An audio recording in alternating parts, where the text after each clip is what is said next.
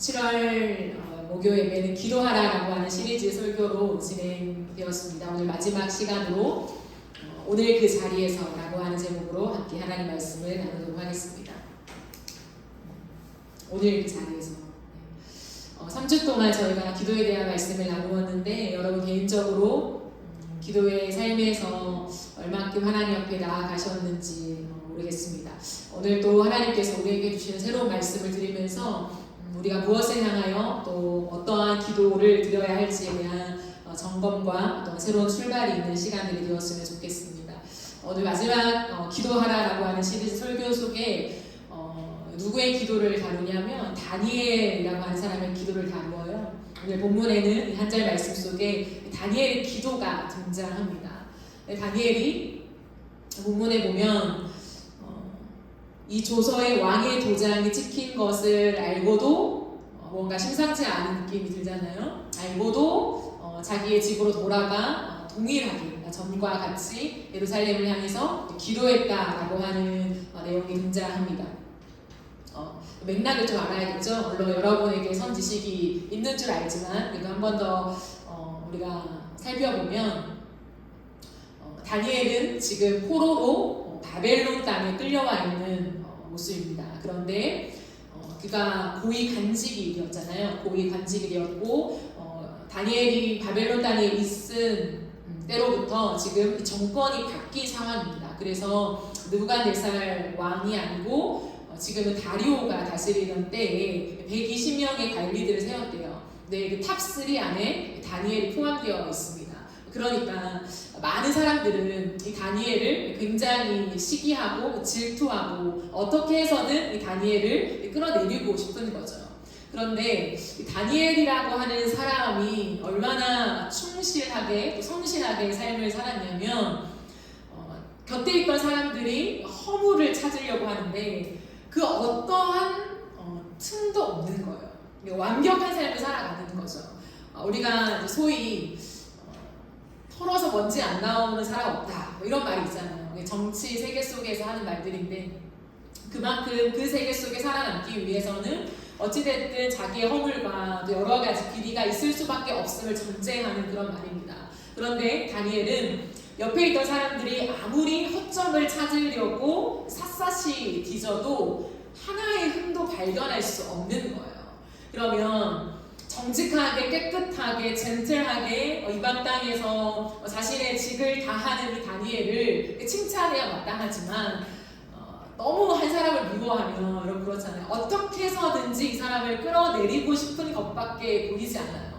여러분 사람을 안 미워해봐서 모르는지 모르겠지만 그렇습니다. 그러니까 이 사람들이 고민을 하는 거예요. 어떻게 하면 다니엘을 끌어내릴 수 있을까? 어떻게 하면 곤란에 빠뜨릴 수 있을까라고 생각했을 때 한 가지 방법이 생각나는 거죠. 그게 뭐냐면 다니엘이라고 하는 이 자는 도저히 삶에 있어서는 흠을 찾을 수가 없다. 허점이 없다. 그러나 한 가지가 있다.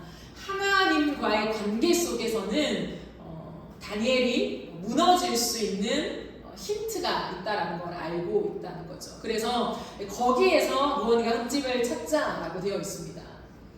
다니엘을 묵상하면 참 놀라운 사람이에요. 어떻게 삶을 뒤졌을 때 그 어떤 흠도 찾을 수 없기 때문에 하나님과의 관계에서 무언가를 건드리며 이 사람 분명히 흔들릴 거야. 이런 얘기를 좀 들어야 되지 않겠습니까? 그렇지 않습니까? 우리 삶을 살아갈 때에 이 사람은 조금만 이렇게 수색하면 허점이 발견돼 이런 게 아니라 도저히 일상생활에서는 참 깨끗하고 청빈하고 젠틀하고 허점이 없다. 그러나 하나님을 얼마나 잘 믿는지 하나님과의 관계 안에서는 이 사람이 흔들린다라고 하는 그런 평이에요. 어찌되었든 그래서 이 사람들이 다니엘을 끌어내리기 위해 하나의 방안을 생각해 놓습니다. 그건 뭐냐면 이 바벨론 땅 안에서 왕이 있잖아요. 그 왕을 우리가 신격화하자. 그래서 모든 사람이 그 왕을 신으로 섬기며 절하게 만드는 거죠.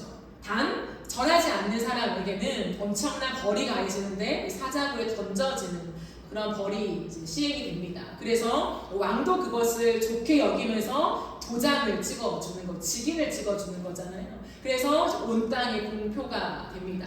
그러한 맥락 속에서 오늘 본문이 등장하는 거죠.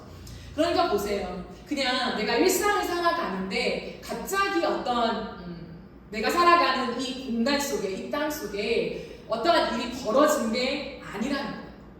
곤란스러운 상황을 맞이하고 굉장히 힘든 지금의 시점에 있지만 이건 왜 그러냐면 다니엘 한 사람 때문에 일어났던 일이라는 거예요. 다니엘을 무너뜨리기 위해서 이 조서가 찍히고 온 만방에 이러한 칙령이 내려지게 되었다라는 거죠. 이걸 누가 알았습니까? 본인인 다니엘이 알았다라는 거예요. 근데 다니엘은 이것을 알고도 똑같이 자기가 기도하는 그곳으로 들어가서 그 당시에 바벨론 왕이 아니라 살아계신 하나님 앞에 기도를 드렸다. 그것도 하루에 3번씩.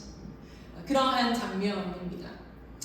이 장면을 보면서 많은 사람들이 얘기를 해요. 어떤 얘기를 하냐면 다니엘의 믿음을 얘기하기보다도 과연 기도가 무엇인가에 대한 주제로 이 본문을 많이 풀어갑니다.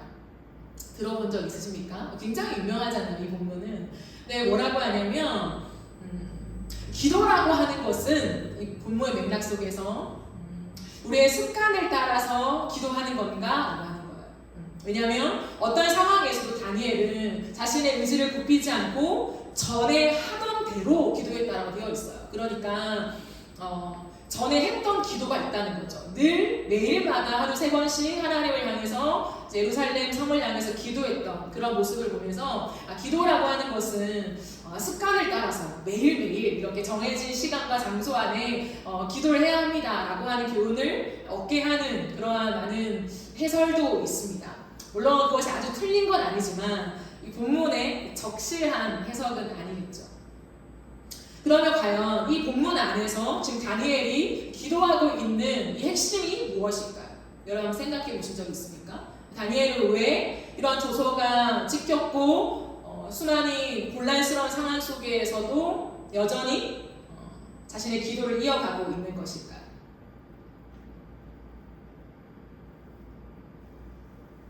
이 본문은 곰곰이 생각을 해야 돼요. 그래서 제가 텀을 줍니다. 우리가 어린 시절에 다니엘의 이야기가 굉장히 유명하잖아요. 하나님 앞에 뜻을 정하고 살았던 다니엘, 그리고 이런 왕의 조서가 찍혀도 굴하지 않고 기도했더니 하나님께서 사자의 불에 던져져도 사자 입을 막으면서 하나님이 기적같이 다니엘을 구해주신 놀라운 이야기로 우리는 잘 이렇게 알려져 있죠. 과연 기도라고 하는 것이 기도의 자리를 지키고 하나님 앞에 성실하게 기도하면 하나님이 그 응답으로 우리의 모든 형편을 역전시켜 주시고 우리를 곤란한 상황에서 빼내어 주시는 그러한 능력이 되는가 하는 거죠. 물론 우리 일상에서 하나님의 기적이 일어나죠. 하지만 그것 또한 이 기도의 핵심은 아니라고 하는 거예요. 그럼 지금 다니엘이 기도하고 있는 이때에 그의 나이가 몇 살인지 아십니까? 다니엘이 몇 살일까요? 6장에서 기도했을 때 80세 정도로 추정을 해요. 그러니까 1장에서 우리가 아는 하나님 앞에서 뜻을 정한 그 다니엘, 근데 6장으로 넘어오는 동안에 80이 가까이 되었다고요. 그 긴 세월 동안 그는 바벨론 땅에 포로의 입장에서 그러나 고위 관리직을 맡으면서 세상 한가운데서 정말 치열하게 살아내고 있는 거예요. 그러면 지금 이제 자기가 그렇게 버텨왔던 이 자리를 수많은 사람들이 빼앗기를 원하고 자기 한 명 때문에 이런 조서를 꾸미면서 자신을 어떻게 해서든지 여기서 끝내기 위한 목적을 가지고 달려드는 이런 현실 한가운데서 다니엘은 왜 태연하게 마치 아무 일도 없는 것처럼 전과 같이 예루살렘 성을 향해서 창문을 열고 하루 3번 그것도 무릎을 꿇고 기도했다고 되어 있을까?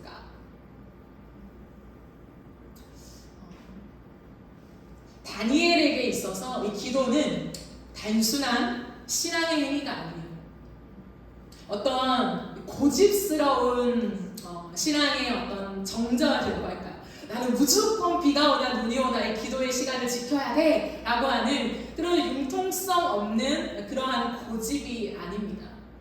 다니엘이 지금 6장에서 기도하고 있는 것은 뭐냐면 다니엘의 신앙 고백이에요. 근데 신앙 고백이자 또 한 가지는 뭐냐면 다니엘이 살아가는 절대적인 이유라고 하는 거예요. 또 다른 말로 하면 다니엘이 추구하는 원띵입니다. 그게 뭘까요? 이 기도의 행위가 뭐라고? 근데 다니엘이 기도하고 있는 이 모습 속에서는 내가 살아가는 이유, 내가 살아가는 목적, 내가 이 바벨론에서 살아남아야만 하는 이 질긴 사투를 하는 그 모든 근원이 여기에 달려 있다는 거예요. 그 원띵이 여기에 달려 있는 거예요. 그게 뭘까요? 다니엘에게 있어서는 살아가는 이유가 단 한 가지였습니다. 그것은 자신의 모든 인생 속에서 한 가지의 선포를 자신의 입이 아니라 전 삶을 다하여 선포하고 싶은 거예요. 그 선포의 고백이 뭘까요? 하나님만이 왕이시다 이거예요. 자신의 모든 인생을 다 걸고 그가 살아가는 한 걸음 한 걸음 속에 그의 원칙 한 가지는 하나님은 나의 왕이시다 이거예요. 그리고 그 하나님이 역사를 붙잡고 계시는데 그 하나님을 통해서 이 땅에 진정한 메시아가 온다는 거예요. 오늘날 우리의 이 전체적인 성경의 맥락을 이해한 내용으로 고백한다면 예수 그리스도만이 우리의 왕이십니다 라고 하는 이 고백을 하는 것이 다니엘이 살아가는 절대적인 이유였다라는 거예요. 세상의 한가운데서 이 바벨론의 포로 속에서 절대 강자 바벨론, 그 세상의 한가운데서 내가 고위 관직에 오른다는 거 만만치 않은 일이잖아요. 뼈를 깎는 수고가 있는 거예요. 정말 모든 삶을 깨끗하게 흠도 하나도 없이 정직하게 살아낸다는 것이 만만치가 않다고요. 그런데 그렇게 살아가는 이유는 뭐냐면 내가 살아남아서 목숨을 부지하는 것 자체가 목적이에요. 누군가는 그럴 수 있잖아요. 아니면 내가 여기에서라도 원탑이 되어서 내가 어떠한 영향력을 드러내리라 라고 하는 포부가 있을 수 있습니다. 그런데 다니엘은 그 어떠한 다른 목적이 그의 인생 속에 끼어 들어온 적이 없어요. 그는 이 바벨론 땅에 처음 디딘 그날부터 여든이 되는 이날까지 원띵 하나의 목적으로만 달려왔는데 그것은 뭐냐면 내가 포로로 잡혀온 이 바벨론 땅 한가운데서 나는 선포할 거야. 나는 오직 하나님만이 우리의 왕되심을 선포할 거야 라고 하는 이 한 가지만을 붙잡고 달려온 사람이라는 거예요. 그래서 자신을 농락하고 자신을 끌어내리려고 하는 이 흐름 속에서도 다니엘은 굴하지 않고 자신의 원띵을 이어갑니다. 하나님 앞에 엎드려서 하나님만이 왕되심을 고백하고 있지요. 이것은 내가 기도하며 내가 아는 하나님은 나를 사자굴에서도 건져내실 거야 끄떡없어 라고 하는 그 믿음 때문에 이 행위를 지속하는 것은 아니에요.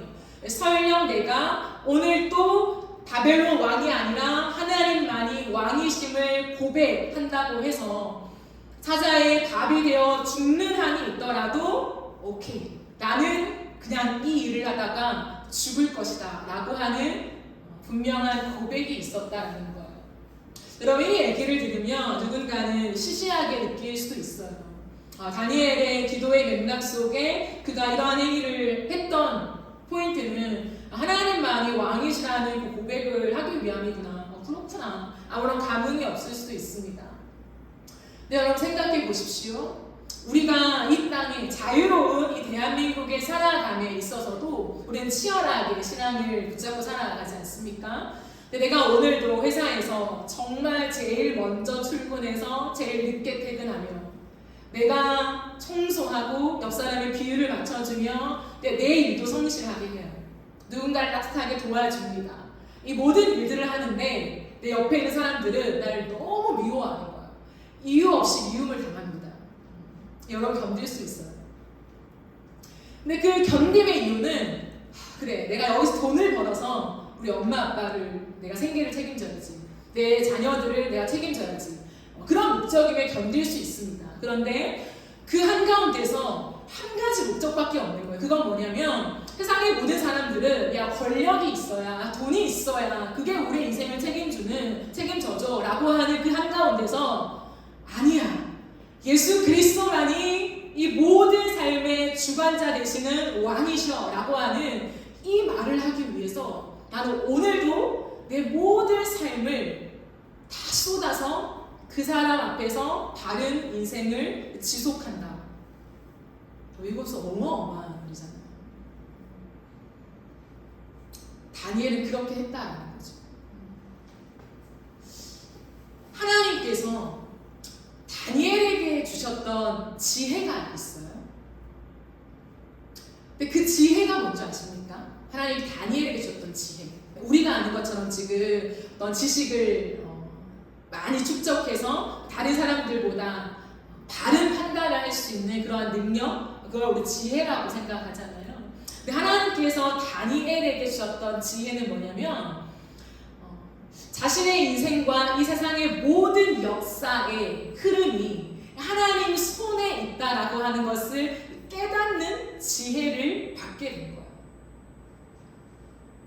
그렇기 때문에 다니엘은 어릴 때부터 나이가 들어가면서도 놓치지 않았던 건 뭐냐면 이 땅의 주인은 하나님이셔 라고 하는 변하지 않는 한 가지 굉장히 단순한 그 심플한 진리를 붙잡고 거기에 자신의 인생을 완전히 걸었던 인생이었다라는 거예요. 지금 뭘까요? 진짜 믿는 거예요. 진짜. 오늘 이 말씀 속에서 그럼 곰곰이 생각해 보세요. 다니엘이 하나님 앞에서 기도를 합니다. 기도를 하는데 굳이 예루살렘 성을 향해서 창문을 열고 3번씩 기도를 했다라고 되어 있어요. 그래서 무슨 사람들은 이 본문을 보면서 꼭 그렇게 행위가 중요한가? 기도는 마음으로 하나님 앞에 드리는 거 아닌가라고 하는 얘기들을 합니다. 근데 다니엘이 그렇게 하는 이유가 있어요. 왜냐하면 다니엘이 역사의 서사를 알지 않아요.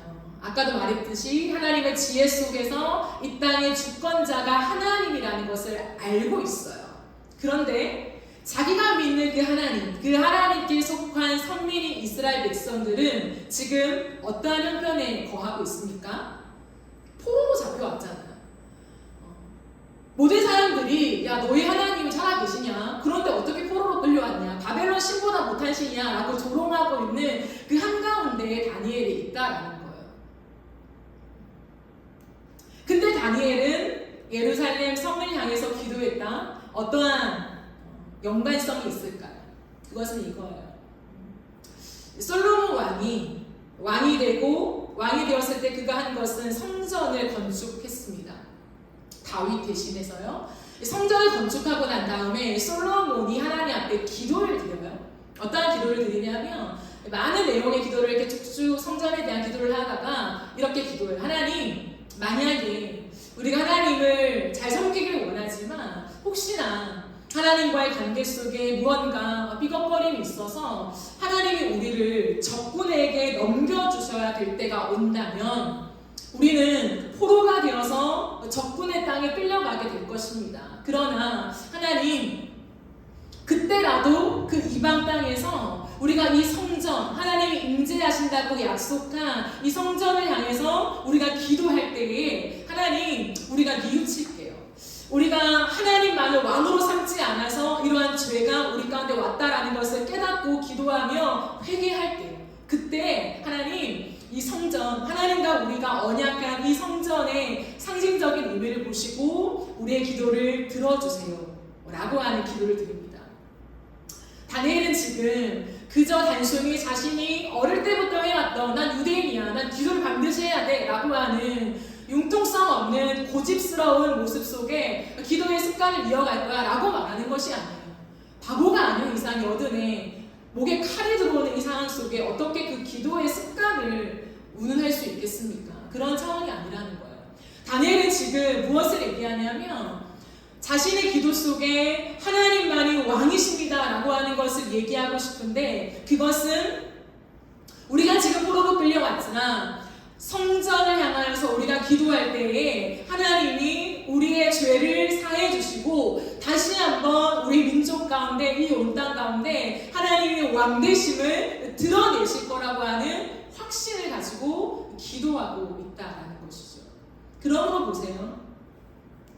다니엘은 살아가는 이유 자체가 확고한 한 가지, 하나님만이 나의 왕이십니다 라고 하는 것을 선포하는 것인데, 그 안에 누구도 흔들 수 없는 바위와 같은 전제가 뭐냐면 하나님의 말씀이라는 거예요. 하나님의 약속의 말씀을 붙잡고 하나님을 향하여서 끝없는 자신의 삶을 쏟아내는 원띵의 모습을 드리고 있는 것입니다. 그것이 왜 그렇게 중요했을까요? 저는 오늘 이 예배 속에서 내가 왜 살려고 하나, 이 땅을, 내가 사는 이유가 무엇인가에 대한 대답을 스스로 내놓기를 원해요. 다니엘에게 있어서 자신의 모든 인생, 이 포로로 끌려오고 이 처참하게 바벨론 땅에 살아남아야 되고, 그럼에도 불구하고 사람들이 자신을 끌어내리려고 하는 이 사자굴 앞에 선 이 모습까지, 왜 그는 일생에 하나님만이 왕이십니다, 하나님만이 왕이십니다 이걸 하기 원하냐는 거예요. 우리에게도 신앙이 있잖아요. 하나님이 왕이심을 알잖아요. 여러분이 진짜 모든 삶을 다해서 하나님이 왕이십니다라고 하는 이 한 줄의 선포를 하기 위해서 여러분의 온 삶을 던질 수 있어요. 네가 살아가는 이유가 뭐야 했을 때, 나는 손해가 오고 누군가 내 목숨을 빼앗아 간다 하더라도 나는 내가 서 있는 자리에서 예수님만이 나의 왕이십니다라고 하고 고백하는 이 선포를 하는 것이 나의 인생의 목적입니다 라고 얘기할 수 있냐는 거예요. 고백은 하지만 우리의 일상의 모든 삶을 다 쏟아서 그거 한 줄을 고백하려고 살아가는 사람이 그렇게 많지는 않다는 거예요. 그렇지 않아요. 그러면 다니엘은 왜 그렇게 살았을까요? 왜? 다니엘의 가슴 속에 한 가지 어느 누구도 지을 수 없는 새겨 있는 거 있잖아요. 그 새겨 있는 이 안에 그림이 있다고 저는 생각해요. 그 그림이 뭘까요? 내 심장이 새겨져서 그 누구도 지울 수 없는 거, 건드릴 수 없는 거. 저는 성전이라고 생각해요. 아마 다니엘에게 그의 인생의 전부는 성전이 아니었을까라고 하는 생각을 해요. 왜 그럴까요? 하나님이라고 하는 존재가 자신의 민족 속에 내가 너희와 함께 있어, 보이지 않는 하나님이 내가 너희를 만날 거야, 내가 너희와 대화할 거야, 나의 얼굴이 있다면 내 얼굴을 너희에게 짠 하고 보일 거야 라고 했던 곳이 어디냐면 성전이다. 그러므로 이스라엘 백성들에게 성전 이꼴은 뭐냐면 하나님의 얼굴이 있어요. 보이지 않는 하나님, 그러나 그 하나님 마치 보는 것처럼 여기는 게 뭐냐면 성전에 가는 거예요. 우리가 옛날 어르신들이 신앙생활 하실 때 마치 이 예배당, 이 교회에 오는 것을 하나님을 만나는 것 같은 그러한 설렘과 순수함으로 오실 때가 있잖아요. 우리가 너무 똑똑해져서 사실은 현대 신학자들과 목회자들이 할머니 그런 거 아니에요, 여기는 건물이고 예수님이 오셔서 우리를 마음으로 만나주신 거예요 라고 정리하면서 이곳은 예배당입니다 라고 하며 이게 이 공간 자체를 신성시했던 것들을 걷어냈던 이제 흐름 속에 우리는 지금 살고 있지만, 그러나 저는 그 하트가 너무 좋았던 것 같아요. 신학을 말하고 싶은 게 아니라 그냥 그 어르신들이 보이지 않는 하나님, 보이지 않잖아요. 근데 그 하나님을 만나서 너무 좋은 거예요. 그 하나님을 보고 싶은 거예요. 근데 하나님을 어떻게 볼 수 있을까? 어디 가면 하나님을 만날 수 있을까? 그 음성 들을 수 있을까? 했는데 교회인 거예요. 그러니 새벽마다 교회 나가서 그냥 엎드려 기도하면 좋은 거죠. 그 자리에 있는 것 자체가 왜요? 그냥 하나님 품 같으니까요. 다니엘에게 있어서 있어서 그의 어릴 때부터 그가 보았던, 그가 경험했던 건 뭐냐면 성전에 가면 하나님의 임재가 있어. 성전에 가면 하나님을 만날 수 있어 라고 했던 자신 안에 새겨졌던 그 흔적이 저는 다니엘에게 지울 수 없는 흔적이라고 생각해요. 그렇기 때문에 다니엘은 그 성전 안에서 하나님을 만났던 이스라엘 백성들이 하나님과 대면하며 전 존재의 정체성을 하나님께 두었던 것을 알고 있었기 때문에 그의 인생 속에서는 하나님만이 왕이심을 인정하지 않을 수 없었다는 거예요. 하나님을 경험해버렸고 하나님을 진짜 만났고 그 주님의 음성을 내 인생을 흔드는 살아있는 말씀으로 들었기 때문에 그의 인생 속에서는 진짜 하나님만이 왕이시다라고 하는 고백이 자신의 심장 안에 새겨져 있기 때문에 온 삶을 통해서 그 고백을 세상 속에 선포하길 원했던 것이죠. 그런데 이스라엘 백성들이 그 하나님을 왕으로 섬기지 않고 자기 소견에 오른 대로 내가 눈에 보기 좋은 대로 살아가다가 바벨론 땅에 포로로 끌려온 것이죠. 그러니 다시 한번 그 하나님의 얼굴을 내 인생 속에 이 온 땅 가운데 환히 드러나는 그 순간을 열망하면서 다니엘은 자신의 평생을 하나님 당신이 왕 되심을 이 온 땅에 보여주세요. 하나님 그러나 내 인생 속에 그것을 담아내 주셔서 하나님을 전할 수 있다면 내 인생 전체를 주님께 드리겠습니다. 그렇게 살아왔던 포로의 생활이 다니엘의 전 삶이 아닌가 생각해요. 저는 오늘 우리가 하나님 앞에서 좀 심플해졌으면 좋겠어요. 거창하게 구구절절이 물론 우리의 나름의 이야기가 있잖아요. 근데 그 이야기 말고 그냥 심플하게 너가 사는 이유가 뭐야? 왜 살아? 넌 목적이 뭐야? 라고 했을 때 그냥 툭 튀어나오는 그 한마디, 그 한마디가 있으세요?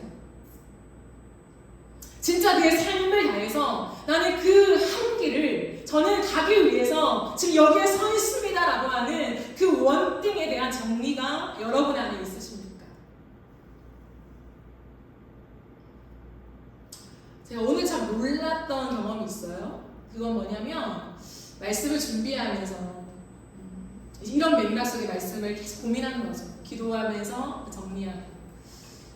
근데 하나님께서 완벽하게 정리를 끝내주시지 않았어요. 이게 설교자의 말씀 준비의 루틴이 있잖아요.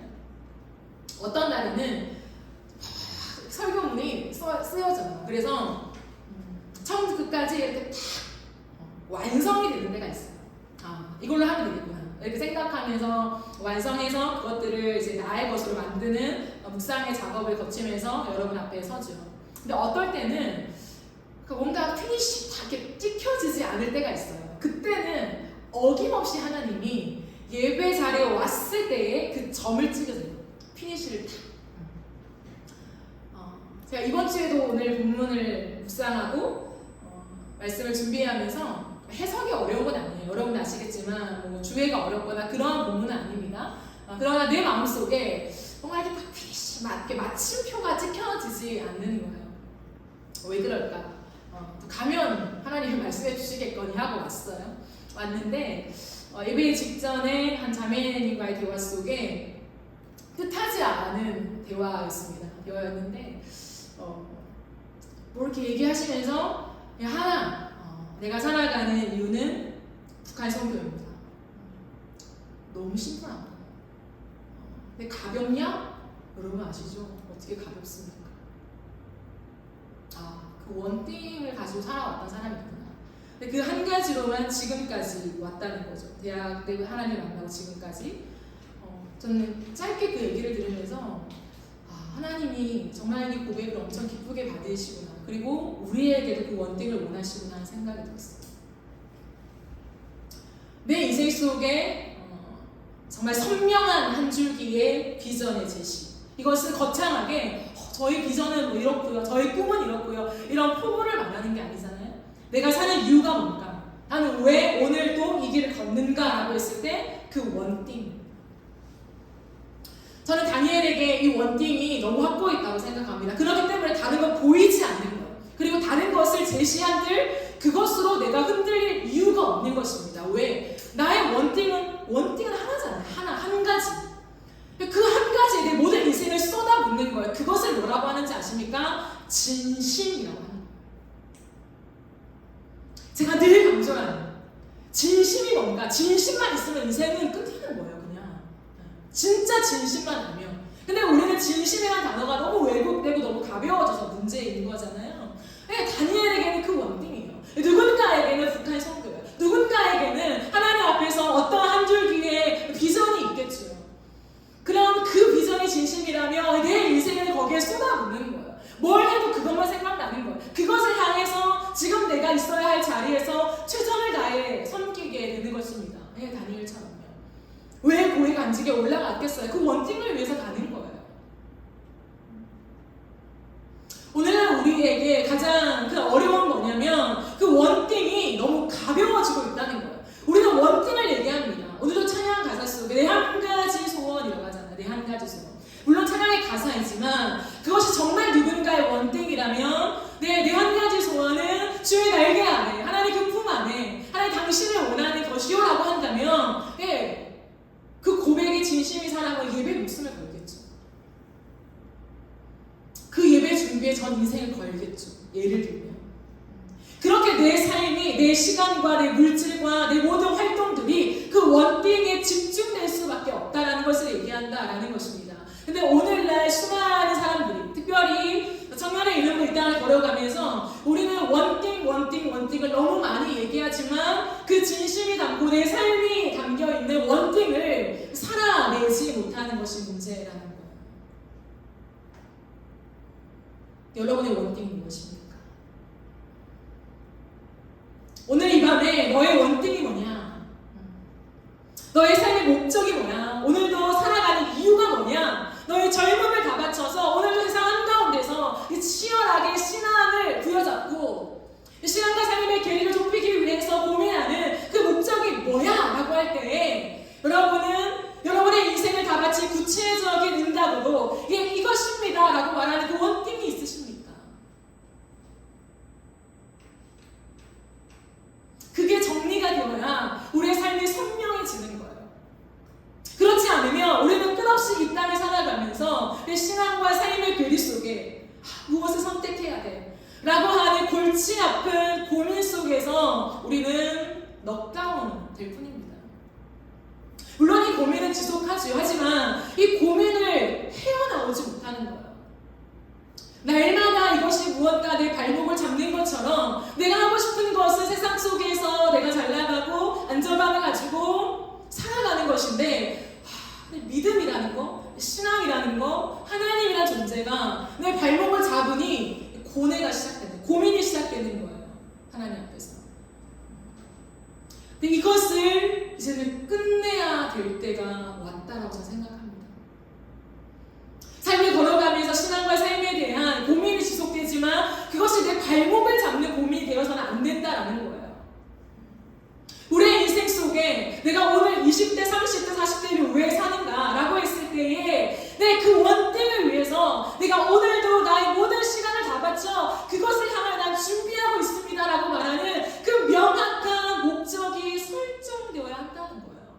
그렇지 않으면 우리는요 신앙이라고 하는 큰 목적을 두고 또 한편에는 또 다른 내 삶의 레일을 만들기 위해서 우리는 달려나갈 뿐이라는 거예요. 지금의 시대는 제가 여러분께 계속 나누고 있지만 마지막 시대입니다. 이 마지막 시대를 살아가면서 우리에게 필요한 건 뭐냐면 집중력이라는 거예요. 여러분에게도 끊임없는 고민이 있어야 됩니다. 하나님이 왜 나를 이 수많은 긴 역사의 시점 속에 하필 이 마지막 때 말세 지마에 태어나게 하셨을까? 이 역사적인 이 포인트를 해석하는 눈이 있어야 돼요. 왜 나를 지금 태어나게 하셨을까? 라고 하는 것에서 우리는 우리의 삶의 목적을 분명히 잡아야 한다는 거예요. 그냥 태어났으니 하나님을 잘 믿고 잘 섬기면서 세상 가운데 주님을 드러내고 빛과 소금으로 살아야지 여러분, 이것으로는 안 돼요.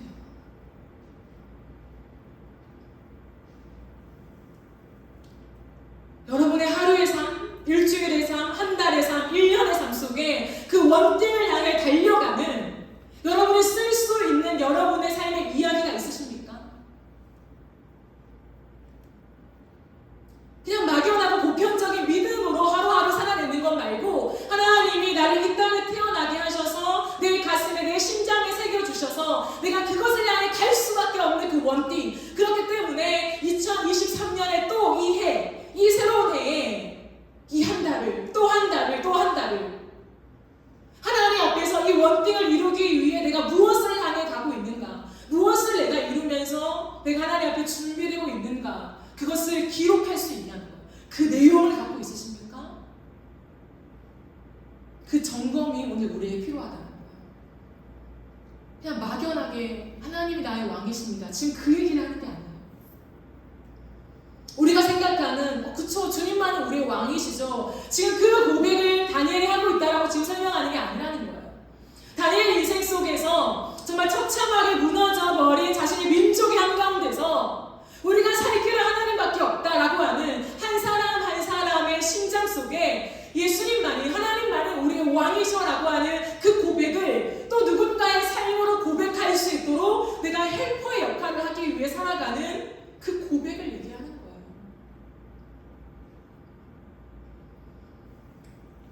저에게 원띵이 있습니다.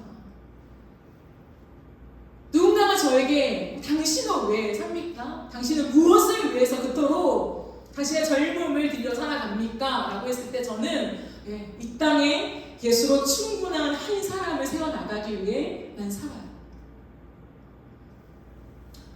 나뿐만 아니라 누군가 한 인생 속에 예수라고 하는 이 두 글자가 그들의 인생의 심장에 새겨질 때 인생이 바뀔 수 있음을 확신하기 때문에 나의 온 삶을 들여서 누군가의 인생, 내가 만나게 되는 누군가의 인생 한 명이라 할지라도 그 한 명의 인생 속에 예수라고 하는 이 두 글자, 이 한 단어, 한 인격, 이 존재를 새기게 만드는데 전체 인생이 쓰임받고 싶어요. 그 한 길 가는 나그네로 제가 이 땅을 살아가고 있고 앞으로도 살아갈 거예요. 그 일을 개척하며 지금도 가고 있지만 제 안에 무수히 많은 시험이 있지만 그럼에도 불구하고 번잡한 생각을 정리하게 하는 것은 언제나 너의 원땡이 뭐야? 네가 왜 교회를 개척했냐? 왜 사역을 해? 사는 이유가 뭐야? 라고 했을 때 내 심장의 펌프질에서 나오는 게 뭐냐면 예수로 충분한 한 사람, 그 한 사람의 심장 속에 진짜 예수면 됩니다라고 하는 고백이 진심으로 터져나오면 전 세상이 바뀐다고 생각해요. 그 원띵을 향해 가고 있다고. 부족하지만 그러나 내 인생 속에 또 나의 서사를 써내려갈 내용은 갖고 있다는 거예요. 여러분에게 그 내용을 누군가 물어본다면 보여줄 노트가 있으십니까? 여러분만의. 이 시대는 그 싸움을 지금 하는 것입니다. 추상적인 신앙 안에 머물기를 원하며 너의 신앙이 바로 서야지. 늘 언제나 나의 신앙을 세우기 위해 급급한 이 세신의 한가운데서 하나님은 우리에게 아니야, 내가 너에게 준 그 사명의 원띵을 가지라 라고 우리에게 말씀하고 있다라는 것을. 그렇기 때문에 다니엘은 여든이 되었지만 그의 인생 속에 올곧게 그저 초연하게 뚜벅뚜벅 걸어가서 다시 늘 기도했던 그 자리에 무릎을 꿇고 예루살렘 성전을 향해 창문을 열고 하나님을 향하여 감사 기도를 했다. 말이 됩니까? 하나님, 이 상황을 모면케 해주십시오. 하나님의 기적을 베풀어 주십시오 라고 기도하는 것이 아니라 그저 초연하게 감사 기도를 했다.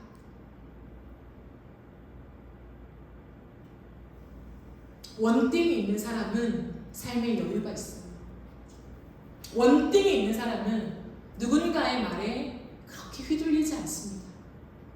원띵이 있는 사람은 어떠한 급박한 상황이 나의 삶에 치고 들어와도 하나님 앞에서 일단 침착합니다. 왜요? 그것이 목적이 아니니까. 여러분에게 그 원띵이 확고하게 세워지는 이 밤이 되어야 한다라는 것이죠. 사랑하는 여러분, 저는 이 시대를 바라보면서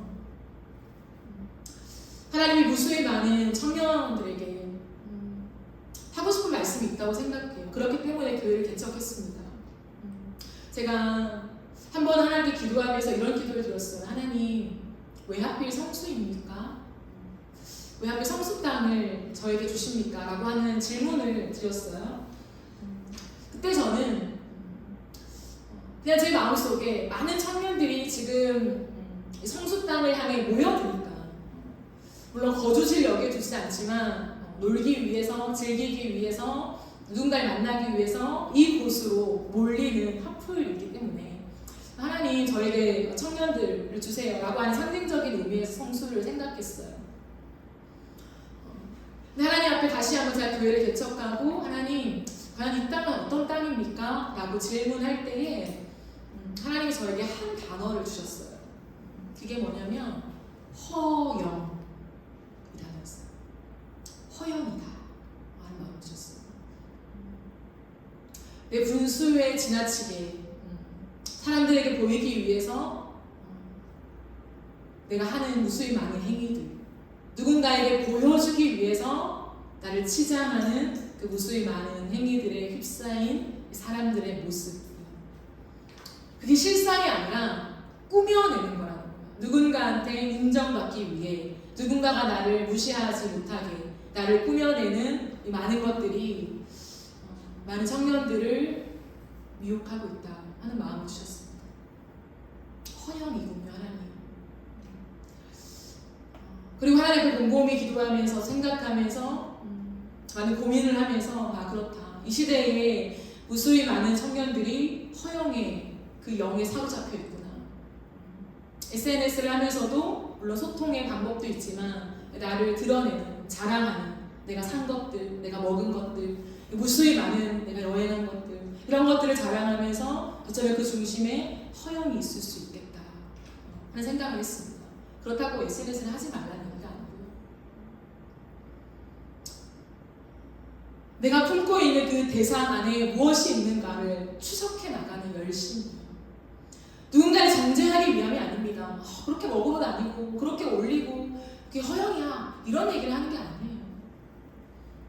내가 예수로 충분한 한 사람을 세우기 위한 그들의 인생 속에, 그들의 심장 속에 과연 무엇이 있을까? 그들은 무엇을 쫓아갈까? 라고 하는 끝없는 궁금증과 추적 속에, 하나님과의 씨름 속에 많은 시간들을 보내면서 하나하나 알게 되는 정말 노트의 흔적들이라고 하는 것을 말하고 싶은 것이죠. 이제는 끝없이 그것들을 구체화시켜야 합니다.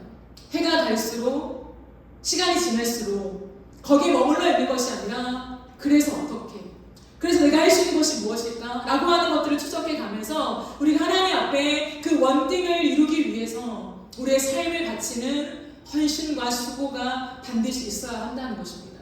사랑하는 청년 여러분, 우리가 이 땅을 살아가면서 세상의 많은 유혹에 우리가 더 이상 휩쓸리지 맙시다. 세상에 많은 좋은 것들이 있지요. 그러나 언제나 그 성전, 그 하나님의 얼굴, 그 주님의 음성에 목말라하며 그것을 절대적인 가치로 부여잡았던 다니엘처럼 우리의 심장에 이제는 확고하게 새겨져야 하는 그 이름이 있다고요. 그 이름이 예수입니다. 예수요. 우리를 위해 죽고 부활했다고 고백하는 그 예수요. 무엇이 더 필요합니까? 우리의 인생 속에서 나의 모든 아픔을 끌어안으시며 동행해 주신다는 그 예수요. 그 예수의 이름을 부여잡고, 예, 예수님, 당신이 이 땅 가운데 하시고 싶은 일이 무엇입니까? 나라고 하는 이 인생 속에 당신이 담아내고 싶은 그 선포가 무엇입니까? 하나님, 나에게 사명으로 주십시오. 그랬을 때 내가 내 삶을 다 바쳐 그 원등을 향하여 내가 걸어가겠습니다 라고 하는 그 선명한 인생의 한 줄기 비전이요. 그 비전을 잡아내십시오, 하나님 앞에서. 그리고 그것을 향해 걸어가십시오. 시간이 그렇게 많이 남지 않겠어요. 이 땅에 무수히 많은 청년들이 마음이 일그러지고 정신이 분열되며 수없이 많은 사람들이 이기적인 욕심 속에 망가져가는 이 땅의 한가운데 우리가 살아가고 있다고요. 근데 우리의 사치와 나의 안위를 위해서 적당한 신앙생활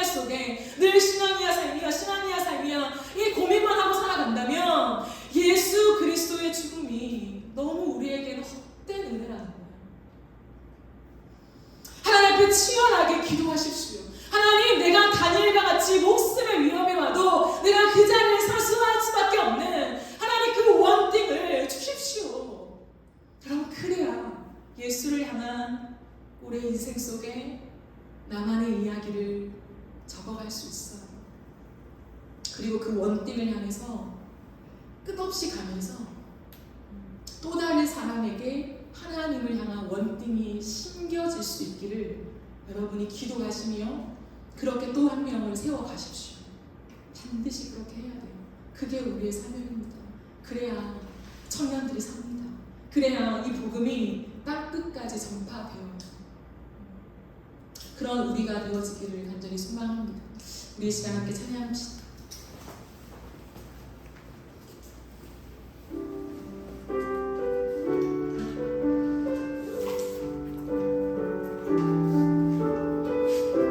예수 우리 왕이여, 이 찬양을 드리며 나가겠습니다. 예수 우리 왕, 예수 우리 왕이여, 이곳에 오소서. 보좌로 주여 임하사 찬양을 받아 주소서. 주님을 찬양하오니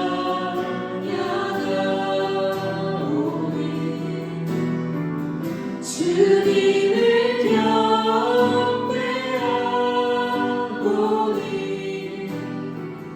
왕이신 예수여 오셔서 좌정하사 다스리소서. 예수 우리 왕이여, 예수 우리 왕이여, 이곳에 오소서. 이곳에 오소서. 보좌로 주여 임하사. 보좌로 주여 임하사 찬양을 받아 주소서. 주님을 찬양하오니 주님을 찬양하오니 주님을 경배하오니 주님을 경배하오니 왕이신 예수여 왕이신 예수여 좌정하사 다스리소서.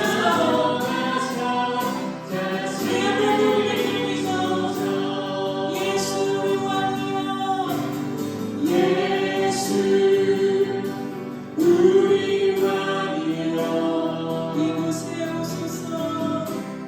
이곳에 오소서. 보좌로 주여 임하사 찬양을 받아 주소서. 주님을 찬양하오니 주님을 찬양하오니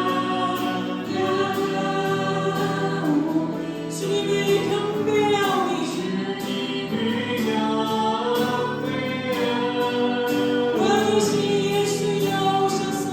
왕이신 예수여 좌정하사 다스리소서.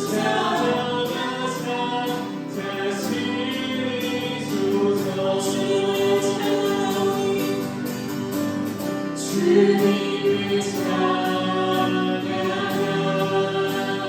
주님을 경배하오니 주님을 경배하오니 왕이신 예수여 왕이신 예수여 좌정하사 다스리소서. 주님을 찬양하오니 주님을 찬양하오니 주님을 경배하오니 주님을 경배하오니